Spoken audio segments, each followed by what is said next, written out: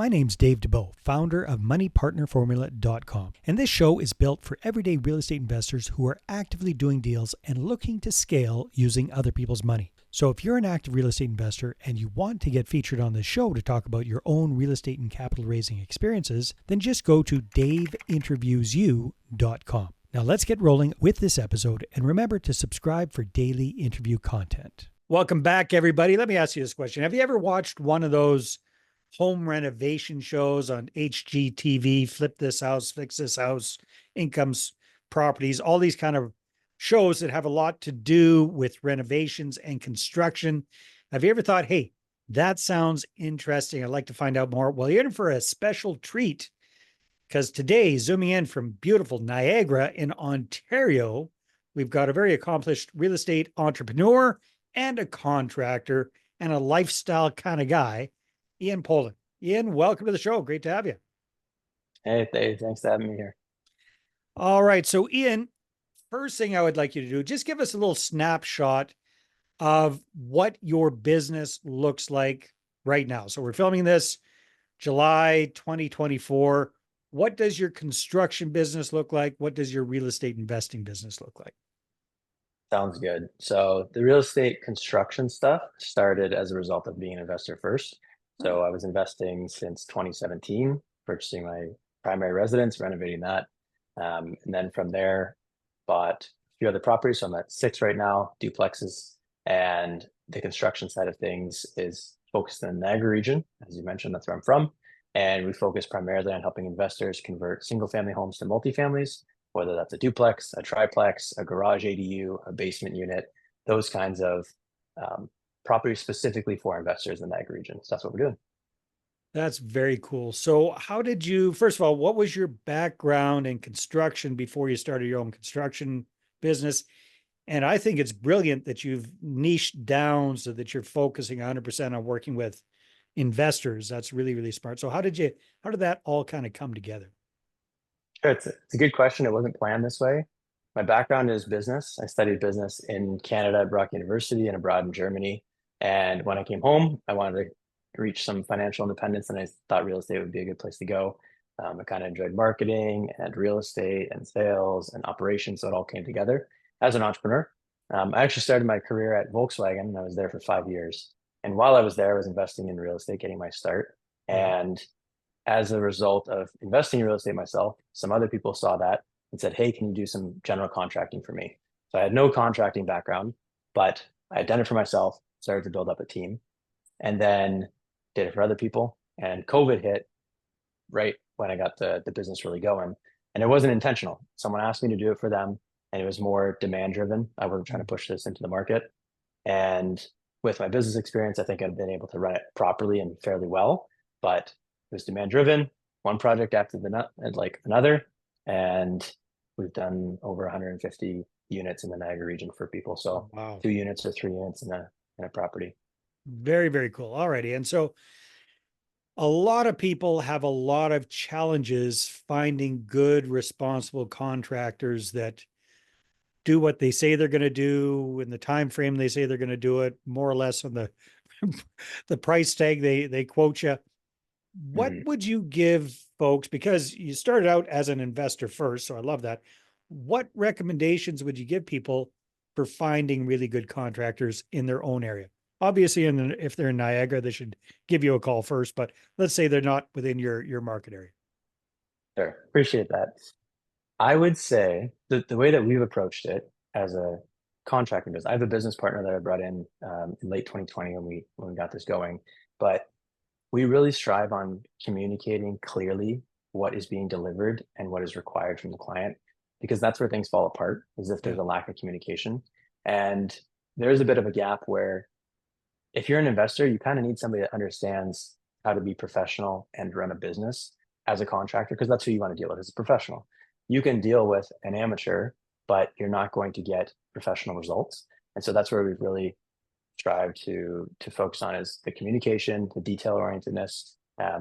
Investment properties, we're not focused on like super high end renovations, but we still need to make sure that we're cost effective and we're producing good results with the materials and workmanship. for people to find a good contractor, they first need to know what they're looking for out of their contractor. They have to make sure that they provide a clear scope of work. Um, Work is slowed down for a lot of trades in the market with the interest rates increasing, Right. and slower real estate market. But so some people are looking for more work, but when they were really busy, people were turning down jobs often enough if somebody wasn't organized. So I think come to the table organized as an investor, knowing your strategy. Is it a flip? Is it a rental? What do you want to do? Most people will have questions for their contractor, and we educate people, but we can't necessarily give you a full course on everything you should do and the whole strategy and basically do everything for you. We're there to do what you want us to do as a contractor, but we still provide options to clients to make sure that they're choosing cost-effective materials, that they're not over renovating. Some investors can get detached from the investment side of it and get emotional about it. Mm. I tell a lot of people, we will do whatever you want because you can pay us for it, but we don't want to just charge you money for things that aren't necessary. Right. So making sure they know what they need, what they want, I think that's like one of the number one ways to find a good alignment with contractor. Okay. Well, thanks for those tips there, Ian. And when it comes to your construction business, I know you've done a lot of different kind of units. What are you finding is kind of the most popular service that you guys do? What do you do the most of? Is it duplex conversions, like putting in a basement suite or what have you? Is it those garage accessory dwelling units? What's kind of the hot thing these days? Yeah, I think at the beginning it was duplexes that worked really well for a lot of people when home prices were a little bit lower, when interest rates were lower, you can make cash flow through a duplex. I find now you kind of got to get to triplex, 4 units, fourplex to make those numbers work. So the duplexes were super popular. Uh, there were some investors that were starting to get into 3 units within, let's say, a bungalow. Certain cities would allow for that, so we did a bunch of those. And then we started to do some garage accessory dwelling units because the cities started to accommodate those as well. And I think we're going to see more of those coming online with Bill 23 and every property as of right allowing for more than 2 units. I think it's three. It's going to depend on municipalities as well, but across Ontario, I believe it's three. Mhm. And so you'll see those detached structures starting to be used as additional dwelling units. And those are really fun. Like we can create some really cool spaces in those because they Yeah, feel like a little home maybe walk me detached. through that. So what does that typically look like, and what are you doing with to convert that into a living space? Sure. So what we found is that we've done garages that are attached to the homes that are maybe 1.5 car garages. Mm. We've done 2 car garages that are attached to homes, 2 car detached. Um, we had one with a vaulted ceiling and it really opened up the space. It was really nice. But we've got to connect water lines, sanitary, so sewer to the main residence. And that's, we hear rumblings of cities sometimes wanting separate sewer laterals or water lines from the street. And those things could change at any point in time. So working with contractors or designers who are um, in the market that you're working in and actively engaged will know kind of what's happening or the rumblings. Yeah. And so, running gas services from the property that's existing, like that house, to a garage, connecting those kind of core pieces underground is a big part of these projects. And then, insulation, making sure we can get sufficient R values, whether we have to use spray foam or do some exterior insulation. There's all these things. There's a lot to these projects, but that's why we come in and that's why, a lot of people need to work with a general contractor. Um, yeah. So what are you typically creating with a garage? Is it like a one bedroom suite, or what are they usually, what's the final product usually look like? Yeah, typically it's going to be 1 to 2 bedrooms, sometimes a studio. We haven't really had any places in garages that are large enough to fit 3 bedrooms. No. You want to make sure that you're not really packing them in. You have like an 8 by 8 super tiny bedroom. It's just Yeah. not going to be appealing to tenants. So out of like 550 to 600 square feet in a garage, we can get a 2 bedroom, bathroom, laundry, open concept living and kitchen area. Nice. And we've done, I think one of the smallest we did was like 374 square feet, and that was a studio, and it worked out well. Very, very cool. Dumb question, but just logistically, what do you guys do after you've taken out the garage? What do we do for parking? Now we got more people, more cars, less parking available, what usually Mhm. happens? That's something that you want to look for up front. I have my real estate license. I kind of got my license so that I could do my own deals for myself and make it easier, but I've also helped clients with that. And I Mhm. really look for what, like triple wide parking or double wide parking. Cities will allow tandem, but if you think about it, it's going to make it a less attractive product for the Yeah. tenant. Because if you have to move two different vehicles to get out, like I just think personally, I don't think I would want to do that. And so I don't think that tenants are going to want to do that, especially Mm. when you're trying to achieve good market rents. Um, We've sometimes we'll lay down gravel because it's a more cost-effective option. It's just a little cheaper than doing asphalt or concrete right away. And you can Mm. kind of progressively invest into your property, make sure that everything is stabilized. But yeah, having at least double wide parking.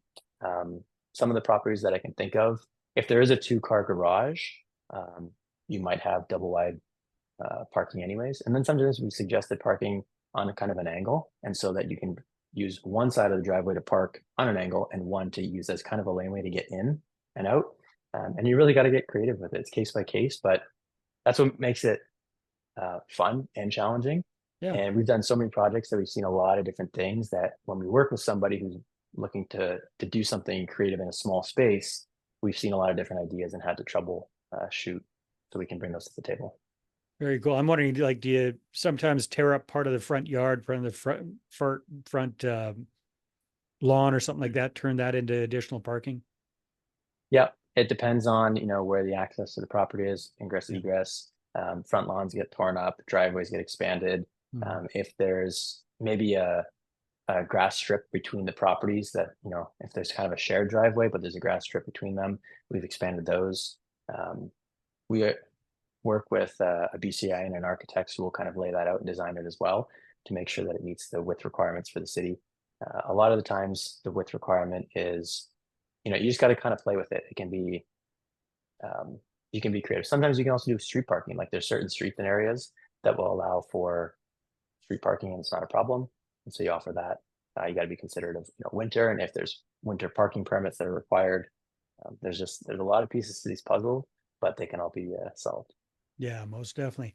I'm curious, like when you're working with a newer real estate investor who doesn't have very much experience with getting renovations done or adding accessory dwelling units or what have you, what are some of like the big surprises that these newer people kind of go, wow, I didn't realize this was going to happen or was this was going to take this long or this was going to cost this much? Mhm. What are some of the surprises that you see people being shocked by? I'd have to put myself in my shoes many years ago because nothing surprises me anymore. No, not you. But It's thinking, your no, I clients know or not me, but yeah, yeah, I try really to educate our clients up front. Sometimes it's cost, to yeah. do these things. You can be anywhere from 100 to 250K on a project.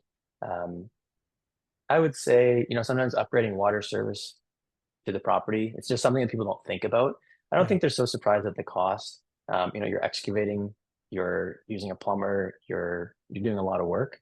Um, I think ducting and AC and furnace and all that stuff, if you're roughing and new, um, that can get quite costly.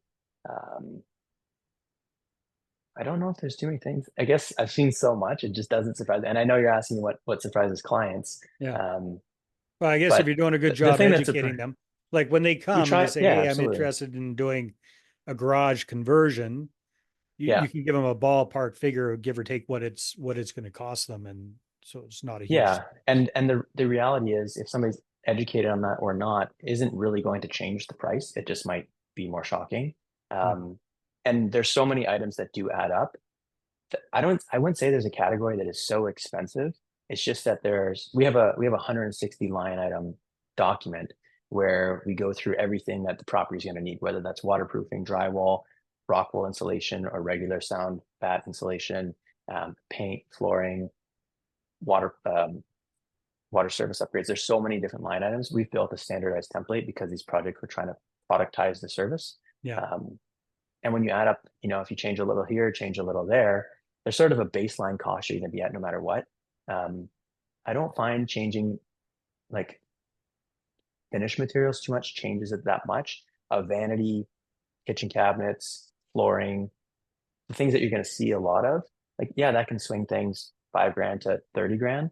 But when you're spending 100K or 200K, it's a smaller percentage in the whole project. There's a baseline to get in. Yeah, it makes sense, Ian. Very cool. So as we're kind of wrapping up, what kind of sticks out in your mind as one of your favorite success stories for one of your clients? What was the before the property was, what did that look like? And then what did it end up being? And what did that do for your investor client? Uh, there's a few that I guess come to mind. We converted a 4-unit, 2-story, purpose-built um, building into 6 units.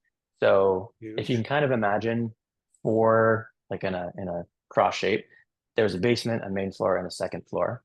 And we used 2 of the basement portions, so a quarter and a quarter, to make a half unit in the basement, and turn 4 units into 6. Right now we're wrapping up 4 townhouses that are being converted into 2 units each. That's 8 units. So I'm really interested in seeing what the lift is on that project for our client. Because if you go from 4 units to 8, you're doubling what you have there, and that's not just 1 unit to 2. Yeah. It's quite a few. Well, not Um, not only that, but then you switch from residential to Residential commercial, to and commercial, that can totally. make a huge difference. Yeah. NOI and cap rates, yeah, it's gonna be interesting to see. Even some of my own projects that I've been able to do, um, acquired a double wide lot, severed off a parcel of land, converted the house to a duplex, was able to pull out all of our money, and we own a parcel of land for nothing, a partner and That's I. So it's really, there's so many different deals to be done. It takes work to make all the numbers work, because you have the acquisition, the renovation, the rents, the refinance values. There's a lot of pieces to the puzzle. Um, but it's worth it, right? When you can build a couple $1 million portfolio over several years, it's worth the effort.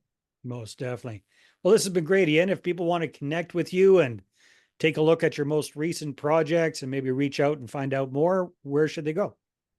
Sure. You can find me personally on Instagram, Ian Poulin, and then you can find the construction company, Niagara Investment Contracting.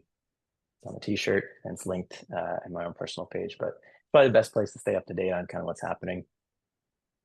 Very good. Well, keep up the good work. And thanks very much for sharing some of your insights and your knowledge.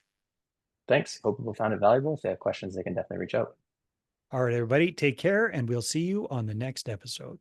Hey there, I really hope you enjoyed that episode. And as always, if you want to listen to more daily interview content, make sure you subscribe. And if you're an active real estate investor and you're doing deals and you'd like to get featured on this show, then just head over to daveinterviewyou.com. Now, at moneypartnerformula.com, we help real estate investors to create a process for predictably getting capital so they can do more deals without relying on hard money lenders or the banks. We do this by building them a private capital marketing system. Now, if you want help turning yourself into a big money capital attraction machine, then book a call with our team to see how we can help. Just visit moneypartnerformula.com to find out more. All right, take care, and we'll see you on the next interview.